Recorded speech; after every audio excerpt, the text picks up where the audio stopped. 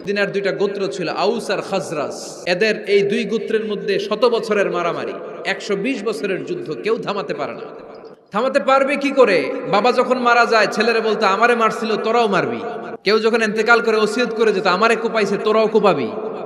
তো সবাই সবার রাগ আর ঝাল মেটানোর জন্য এরকম ছেলে মেয়েদেরকে ওসিয়ত করে যেত যে এই যুদ্ধ যেন বন্ধ না হয়, আমার প্রতিশোধ তুই নিবি বাবা। বিশ্বনবী মক্কা থেকে মদিনায় হিজরত করলেন। মদিনায় যে উভয় পক্ষরে নিয়ে বসলেন, উভয় পক্ষের সব কথা শুনলেন।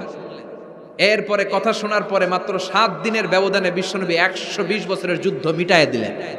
এতদিন পর্যন্ত নিয়ম ছিল আউসের কেউ খাজরাজের কোনো মেয়ে বিয়ে করে না, খাজরাজের কোনো ছেলে আউস থেকে মেয়ে নেয় না। এই মিলিয়ে দেওয়ার পর থেকে আউস আর খাজরাজের মধ্যে বিয়ে করানোর ধুম পড়ে গেল। এরা কুরবানির গোশত নিয়ে আউসের এরা খাজরাজের বাড়িতে দিয়ে আসে, খাজরাজের এরা আবার উট জবাই করলে বড় রান দিয়ে আসে আউসের কাছে, সুবহানাল্লাহ পড়ে।